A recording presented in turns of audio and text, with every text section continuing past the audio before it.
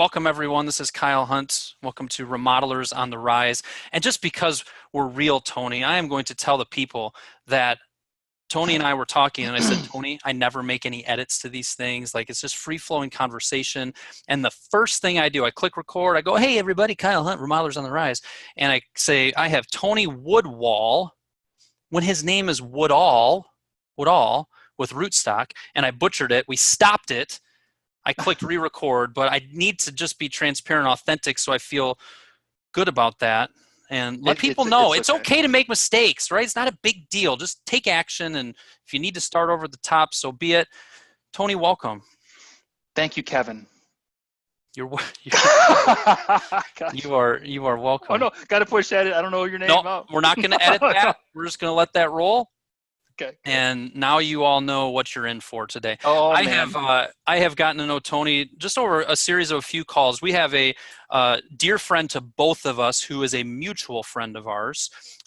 His name's Terry, right? Did I say that one right? Terry? It's Terry. Yeah. Terry, yes. Yeah, just Dear Terry. And we've connected just through Terry. And in particular, Tony and I have done just a little bit of work over the last month or two where Tony had me go through taking a DISC assessment, and he's an expert at helping business owners, employees take that test, but then explain it and explain how it can help articulate and explain how you best do work, what you're motivated by. I'll let him kind of explain that even a little better than I, but I'm glad we're taking time to do this. The reason I thought this would be a good podcast is I've done DISC assessments for many of my remodeling clients along with them. We've studied them a little bit, but we've kind of just scratched the surface. Every time what I am really shocked by is how the client that especially my clients that I've known for a long time, how I know them and I know kind of how they work and what they're motivated by. Then I read their DISC assessment and I'm like, man, this is spot on. Just so similar. And I can just see whether it's hiring, whether it's how do you get your teammates to work better? How do you understand your motivations and how you work best? There's just a ton of value here. And I wanted Tony to kind of come on and we can have just a conversation around this topic. So that's kind of where we're gonna start, Tony, is just if I'm a remodeler, if maybe I've heard of it a little bit, maybe I've taken one years ago, sell us on kind of and explain to us the value in it and what are some of the things that we can get out of it. Sure. Well, I think that I want to start kind of generally for any human, anybody on the planet. Okay. I think that DISC, the science that DISC is in is called psychometrics. I always say that it's not personality. Personality is a really deep well. And I don't think really very few people are qualified to say, here's your personality. But DISC is really a good way to look at your observable behavior. Your observable behavior is just one part of your whole being. It's like the tip of the iceberg. And so in one sense, DISC really isn't all that important to identifying who you are as an individual, but it's really, really important because it's really all that people see. So the minute that you sit down and do DISC, you have to know two things. Number one, this is not definitively my personality. This is not the essence of my being. And number two, this is pretty much what everyone sees. So in one sense, it's, you know what I mean? So it's kind of weird that we are judged by the surface, unfortunately or fortunately. All we see is someone else's behavior. All we see is someone else's style. And so DISC will give you your style, not only your style, but your style compared to thousands upon thousands of other people. And so why is that important? That's important because self-awareness is the gateway to all growth. I don't care if it's your business. Say that again. I think that's a good line. Yeah, self-awareness is the gateway to all personal growth, all of it. Think about your health, right? If you go into the doctor and do a diagnostic, they will tell you, here's how healthy you are, here's how healthy you're not. Then from there, you can take steps. A psychometric profile, what it will do like DISC, is it will tell you, here's who you are compared to everyone else on the planet. And that gives you so much self-awareness immediately. And because the weird thing about that is, we as we individuals, we tend to normalize our own behavior.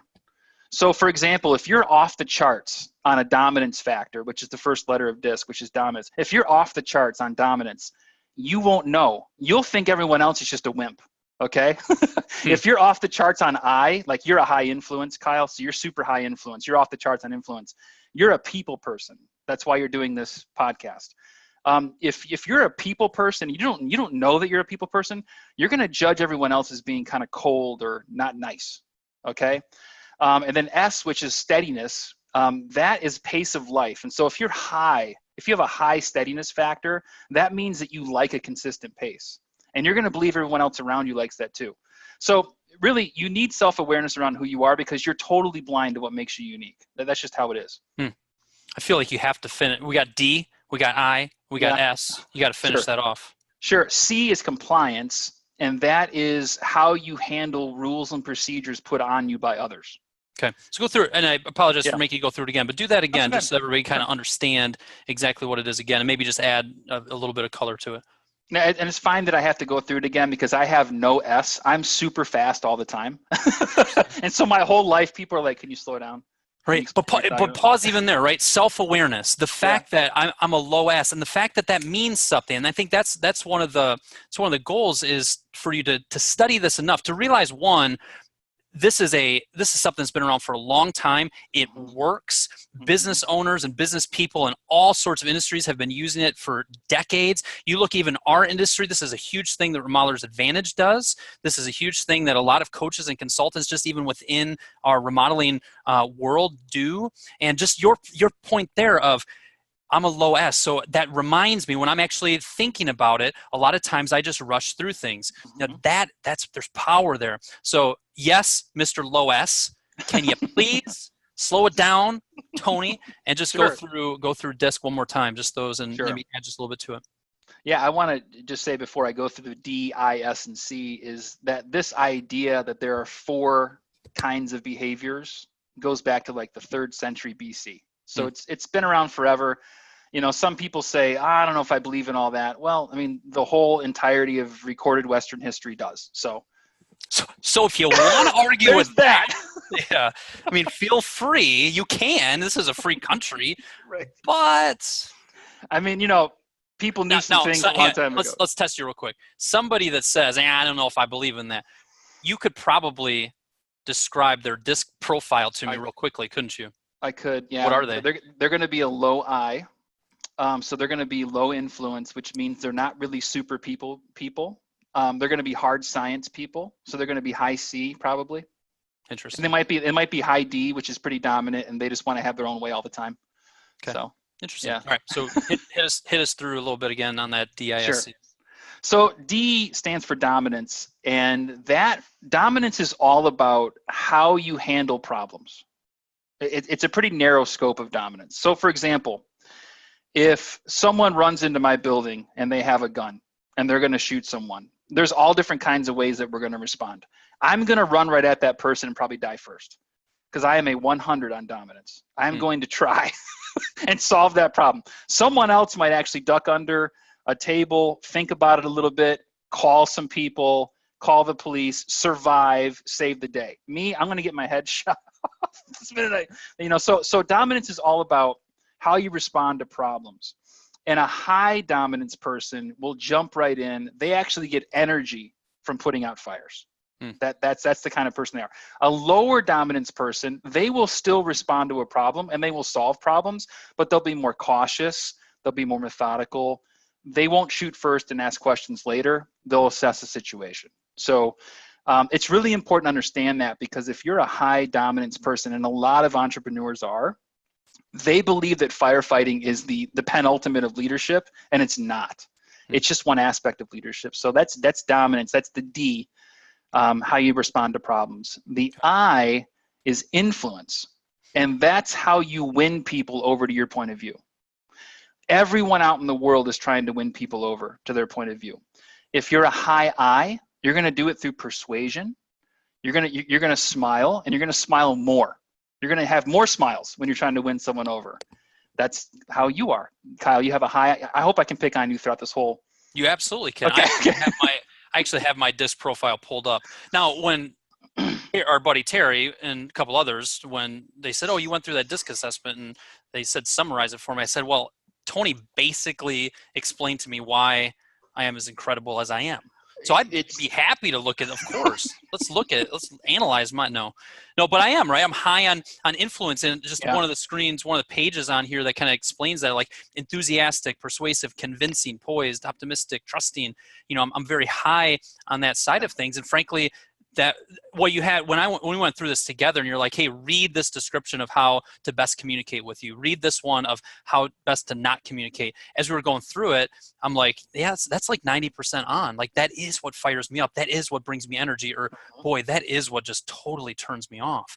And the more I understand that, the more I can, whether it's build my team around me to offset some of that, or even for me, when we went through it, it emphasized some of what I kind of picked up from 11 years of running my business, but it gave me some clarity on, man, I do need to do more of that in my business, and maybe I even need to just design my day in and day out to do more of that, because I just feed off and I love it. Yes. It gives you energy. Yeah, it does. Yeah. And now the thing about a low I, so if you're a low I individual, you will still win people to your point of view, but you'll do it through data. You'll do it through facts. You'll do it through calculating thoughts. So, for example, my wife is the opposite of me. I'm high I, she's a lower I. Look, it's fine to pick on me, but careful. I know. Now, I mean, this is being recorded. I I know. might tag you on Facebook. She may see it. You don't know how this stuff works. She doesn't pay attention to my life, Kyle. Uh-huh. She Uh-huh. Let's not get into a marriage. Yeah. Let's. I've got dozens of husband-wife teams that I'm clients of. I'm part-time marriage counselor. Let's not go down this road. As my disc profile probably shows, I'd be excellent marriage counselor. You would be an excellent marriage counselor. Carry on. So, but a lower I person, they want to persuade you, but they want to do it through data. They're less demonstrative, and they're more factual. Like a 0 I would be like a Spock. Like Spock from Star Trek would be like a 0 I. And your wife is like that as you were going. No, I didn't say that. I didn't say that, Kyle. But she has a lower I, like facts. Yeah, and here's something interesting. We can get into the compare contrast, but like I'm a cheerleader. When I'm excited, hey, look at this. Someone who's not high I, it turns them off. It turns them off if you're a cheerleader. It just makes it seems like it's fake. It seems like it's not genuine. I really am genuinely a cheerleader. You are too. Mm-hmm. But to a lower I person, it seems disingenuine. So interesting. Anyway, S is steadiness. And that's all about the pace of life. So how do you respond to the pace of your environment? Someone who's a higher S, they want the same consistent, steady pace that they had yesterday. They want the same feel in terms of the clock. People who are low S, they thrive on quick pace, change. They're more of a sprinter, rester kind of person. Pace is really important, because if you're a low S and you're always in a hurry, you're going to wear out high S people. If you have a high S person on your staff, you're going to literally make them want to take a nap 10 minutes into talking to you. That was a big thing I had to learn. I have no S at all. So I'm always in a hurry. I'm always talking fast. I wear those people out. Conversely, when I go to the DMV or I go to the store and the person in front of me is really slow, I almost want to die. Like I'm wore out. You know what I mean? Like I'm wore out. I'm like, oh my, get me out of here. I got to move on. So I just know that about myself, that I am super high paced. I hate consistent pace. Consistency is like the killer to my life. Okay. So, but I know a lot of people are high S, and as a matter of fact, most people are more S than not. So anyway, that's steadiness. Compliance, okay, is how you handle rules and procedures set by others. So some people are by nature kind of rule benders or rule breakers. Let me talk about the high I people, all right? High I people, they are such people that they will break a rule if it benefits a person. Whereas a high C individual, they live for the rules for the sake of the rules. That's what they do. And so they are going to keep the rules. It doesn't matter who it hurts. It doesn't matter how much it hurts the population. It's the law. They say things like rules are made for a purpose. A high I person will say that rules are meant to be broken. Mm-hmm. And you have to understand that there's a place for high C and a place for low C on your spectrum. And so that's kind of like dominance, influence, steadiness, and compliance. Okay. The thing that's popping in my head that's just really, I think, applicable to the remodelers that are listening to this is as business, whether if you're growing your remodeling business, you're hiring people. That first hire might be an office manager. That first hire might be certainly some folks out in the field. Then you get into maybe that next level where you hire maybe an estimator or production manager. Now all of a sudden you're dealing with the relationship you have with that person. Let's say it's a production manager. You're dealing with the relationship you have, their relationship with your office manager, your relationship with your team in the field. It just gets complicated in a hurry. And as you're maturing as a business owner, something that I've seen is you need to manage. You can't just come with one management style for a team of 10, a team of 6. You need to be cognizant of what motivates your various teammates. So as Tony was going through that description, I hope that a lot of you are listening and going, oh man, Chuck out in the field is super high S. Like, he likes his pace, and when I upset the apple cart, it flusters him. Well, the way that you interact with Chuck is going to be different than the way you interact with Paul, who thrives off of that energy and excitement. So talk to me about how you can use DISC to be a better manager. And that's my question, to be a better manager, and talk about that. Well, I mean, so it's all about self-awareness, and it's all about awareness within a team, right? So what I always say is a little bit of self-awareness goes a long way. And so the minute that we give a DISC to it, and we do a lot of stuff with teams, so 5, 10, 15 people, we give everyone a DISC assessment, and then I compile all the data, and I go to the outliers first. I go to the people who are extreme, a high I guy like you and a high D guy like me. And I say, you are extreme in your behavior. You're not normal. You need help. You need to be hugged a lot, or whatever it is. But I go to the extremes, not only on all the different factors, but also anyone who's in the middle. And I say, you have to understand that this is only 20% of all people have this style, or only 5% of people act this way. And I just bring awareness to that. Like you are not quote unquote normal. You think you are, but you're not. And then we start with the extremes. And I'll give you a great example. I do a lot of work with cross-functional teams. So engineers or estimators and salespeople, they don't get along usually because they're just opposite. They're opposite behavioral styles. And I put it on a graph and I show them, you're over here on the wheel, you're over there on the wheel. That's why you don't get along. Just understand it, take a deep breath, it's okay. We're all God's children. And so just self-awareness is a gateway to everything. And then from there, even if you don't throw out statements like we're all God's children and expect me not to go down the rabbit hole of that. I love to talk about faith, but I'm gonna let that one slide for now, because you're going on to the next point. Yeah, well, I bring it up because so DISC covers all normal behavior in humanity. So we're not talking about like a schizophrenic, or we're talking about normalized behavior. So anything on that chart is normal, because it's in the world and it exists, and it's high functioning people. So that's why I bring it up. But really, really hardcore, like technical people, high C people who don't like, to be around people that much, or super, super out there salespeople, they tend to believe the world is like them, and they're just not right. It's not true. The world is like everyone. So just getting that self-awareness is huge. One thing I'll put in the notes is just a little snapshot of my wheel, which puts me way out on the promoter side of things. There's actually, what is there? There's the star and the circle here, which you had explained to me when I went through it. But I'll show that just so you guys kind of see the different areas and kind of see an example of that. Okay. Yeah. So how do you see, understand, if I'm a manager, if I'm the owner of the business, what insights am I going to be deriving from this? I've threw out a couple, like, what motivates them, how to communicate, how to not communicate. Maybe put a little more on that of what am I going to get out of this by going through this process with my team? Sure. So the first thing is, I think, again, is every leader needs to lead by example. And if you're driving towards self-awareness, that's going to pay off. You leading yourself well, I think, is the first place for any leader. Okay.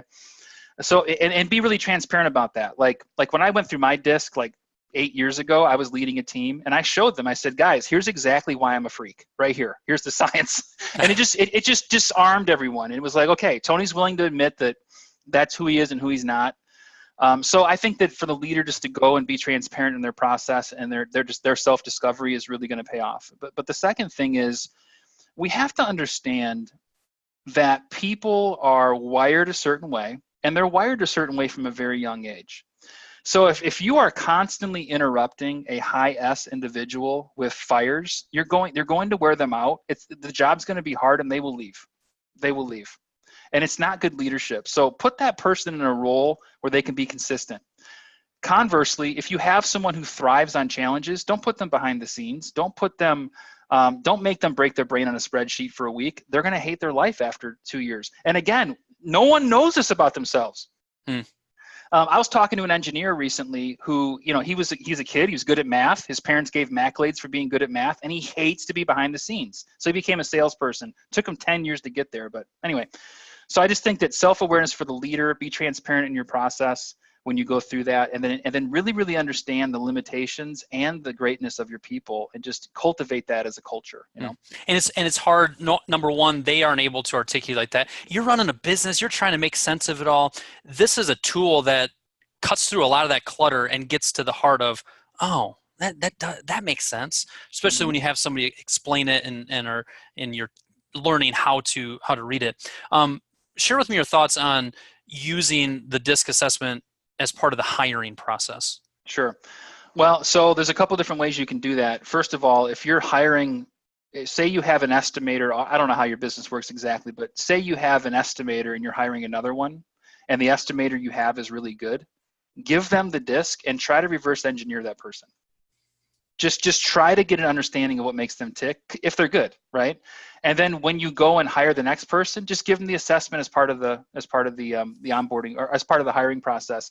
You want to have something of a match there, right? That's one way to do it. You can reverse engineer your people. Another way is just give them the DISC, and then that way you're automatically telling your new hires, we are a open book company. We are aware of ourselves. We value self-awareness, and we are always working on ourselves. It makes a cultural statement from the moment that they start. You know what I mean? So those are the two things: reverse engineer your people as best you can, and then make a cultural statement with it. That's really interesting. One of my clients is going through just a hiring process for actually a marketing position right now, and he's putting the DISC assessment out there, and it's part of their culture. They've used it for a long time. But he's putting it out there before the hire is made. And I'm walking through the process with him. And what was interesting about it is, we heard a lot of good things from her in the interview. We're both very high on her, and we think she's going to be a great fit. And we're using the DISC as a little bit of just a measuring stick, a barometer that, is what she said, the actual, who she is. And it's going to illustrate that, and then give more confidence in that hiring process. We hear all the time, hire slow, fire fast. If you want to hire slow, this could be part of it. Part of your process is, to go through a DISC assessment. And like you said, that whether it's subconsciously, man, these guys got their stuff together. They take their time, right? Yeah. They're organized. They've got a process. What a great way and way to start somebody up in the business. And it does definitely set a kind of a culture tone to it. You used reverse engineer and self-awareness. They're two. Did we talk about Gary Vee at all?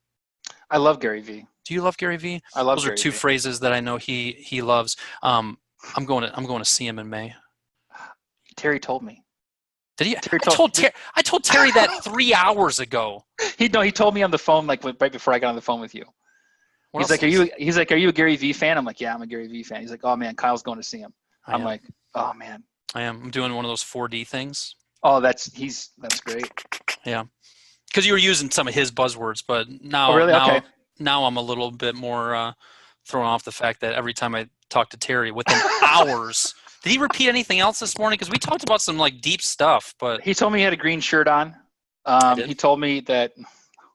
Okay, good enough. All right. A lot of times you'd start with kind of the bio or whatnot, but I think this might be a good place to go next. Is I was reading, they said, hey, send me over your bio and just your headshot. And when I was reading your bio this morning, it was, I hope you remember writing it. I don't think it was too long ago. but it was just it was an interesting story of, this was the type of manager you were, and this is, you kind of realize, man, what's going on here? You went down a path to really improve your management style. And I think it's a story that might resonate with a lot of remodelers who get in this business and work hard and do great work. And as a result of that, they start hiring people. But boy, I didn't get into this business so that I could manage people. And it's a new thing. It's a hard thing. Right? It's a hard thing to manage people well. Maybe just share your story a little bit of how you even arrived at being an expert when it comes to this side of things. Yeah, I mean, so I don't know why, but from a very young age, I'm talking like 27 years old, I've been a director or a VP. Is that young? Usually when people say from a very young age, they're talking like from when I was a kid on Papa's lap.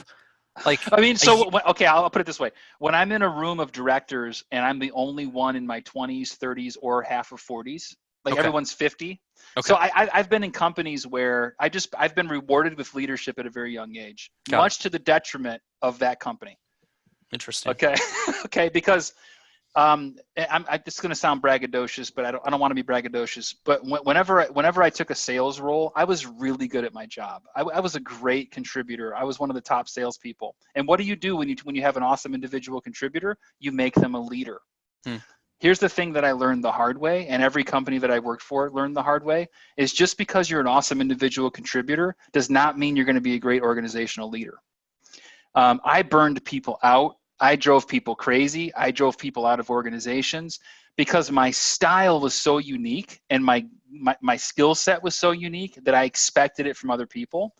And it wasn't until I began to really self-assess and go through some kind of like self-discovery that I realized how unique I am in certain ways and how unfair it was to expect that from other people and how many voids I had. So like I would ignore things that I sucked at, and I would just double down on things that I was good at. So I had to go through a process of realizing who I was and who I wasn't and who I needed really.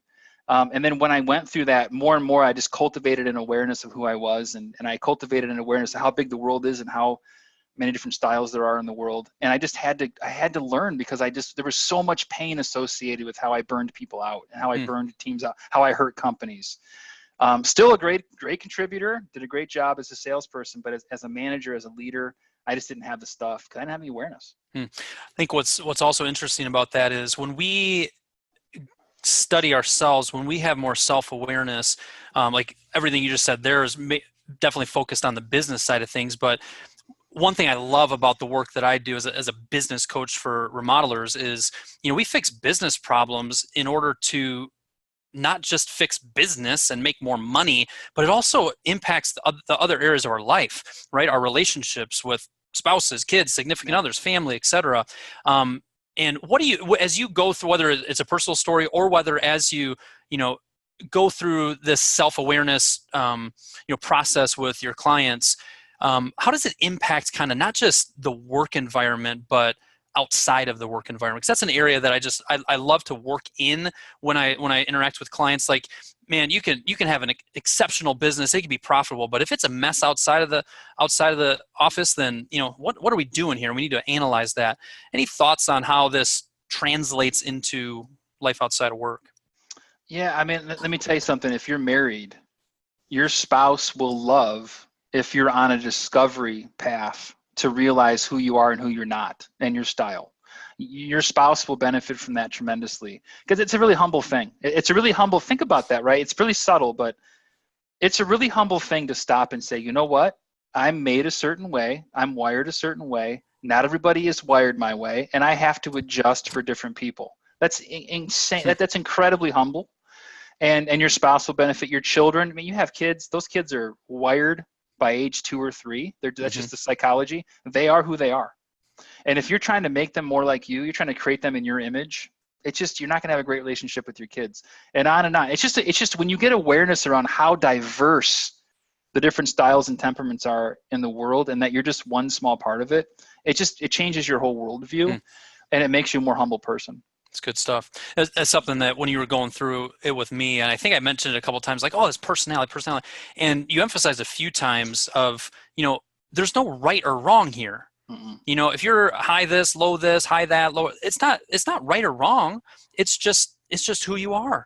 Yeah. It's how you're wired, because with each of the ways that this kind of plays out for the different people that take a DISC assessment, there's strengths and weaknesses, for everybody. Yeah. Right. But man, when you identify that, it just gives you a lot of clarity. I just think it's such a critical, tell me how else you're going to be a better manager than truly getting to know who your employees are, what motivates them, how to best communicate with them. And boy, when we start to understand that more and we can do more of what works and less of what works, they enjoy their work more. There's less turnover. There's more harmony between the rest of your team. And I love what you said earlier. So sometimes I just kind of recap things. So I'm recapping some of what you said. What you said earlier about, what did you say earlier? I interrupted myself and I said, I like to recap things. And then I lost my thought. But man, what you said earlier Good. was Awesome. brilliant. I'm glad that was good. Yeah. I didn't capture. It's fine. Just go rewind the tape, people. Listen to the first 20 minutes. Skip the first 30 seconds where I just went off script there. But okay, good. So the big thing I'm hearing here is kind of a little bit of just even if you take away one thing that I love as far as takeaways go. So I'm going to kind of share a few of my takeaways, and then if you could maybe even share two things. One, anything else you wish I would have asked you about related to this topic. And then if you had somebody that had just listened to this and you said, look, here's a few things that more than anything else, here are a couple takeaways that I want you to have, kind of want you to share what your takeaways are. So anything else plus takeaways. Let me have you answer that first, and then I'll close with a couple takeaways. Sure. I think the first thing is really important is we are blind to what makes us great and what makes us weak. We just tend to normalize our own behavior, and we think that we're just in the middle. We're not. There are things that we're really, really good at and things that we're really, really bad at. You got to get a handle on the outliers, because that's where you relate to people. That's where you inspire people. That's where you turn people off. Get some awareness around the edges of your person. Okay. That's the first thing. The second thing is that there is no right or wrong in the DISC. There are certain jobs that work well for certain styles and what have you, but really it's normal behavior. It's all normal. And the more that you can pin yourself in the greater context of humanity, the better you're going to be and the better your people are going to be. So those are the two things. Love it. I'm going to share a takeaway here, but what you said just gave me another question I wanted to ask. Sure.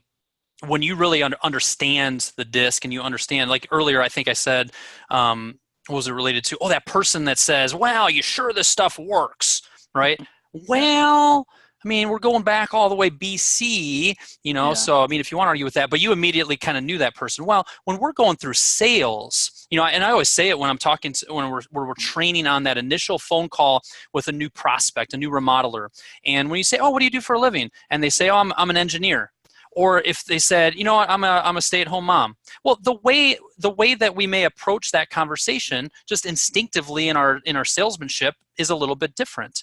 Sure. Talk to me about how to use this as a sales tool. Yeah. As if we study this enough and we get a good handle on it, is it something that you can kind of quickly, based on people's response, the reactions they're giving, you're able to identify a little bit, and then maybe shift the way that you're interacting and talking to them? Sure. I mean, I wish if we had more time, I can get into like cultural things and gender things, but generally speaking, here's a couple different things. I'll speak to you if you're a salesperson. If you're a salesperson, you're probably a high I, or you like to be around people. Probably, hopefully, usually. Mm-hmm. Some people aren't like that. So if you're calling on someone, if you're trying to sell something to someone and they're not demonstrative, that they're not demonstrating smiles and they're not really happy to see you, they're probably not a high I. They're looking to be proved. You got to prove them out. You have to prove with facts and data why you're the best choice. Other people, make friends with them and win the sale. That's me. If you make friends with me, I'll buy anything from you. I'll buy anything. If you're nice to me, tell me I look good in this jacket, I'll buy anything. But most people maybe aren't like that. So that's one thing. It's just like, as a salesperson, you have to understand that there are people and not people. There are data people and there are people. Okay.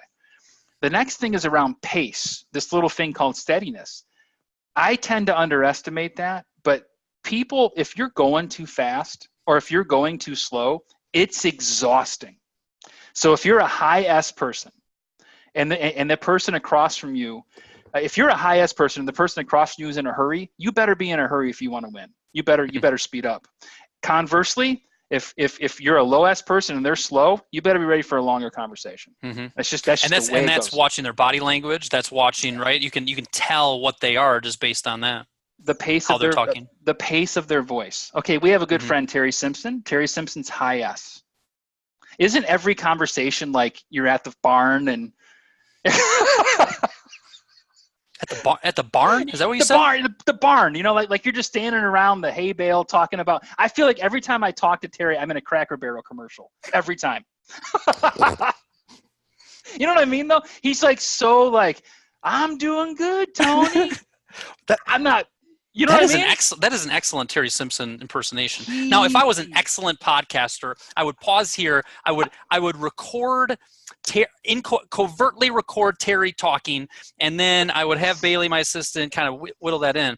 But let's just talk about Terry just for another 30 seconds. This is literally no value to anybody else, just to us. That way we can say, Terry, we talked about you all the time through this, so we can listen to it. Yeah. So you're saying Terry Simpson reminds you of a Cracker Barrel store? Yes.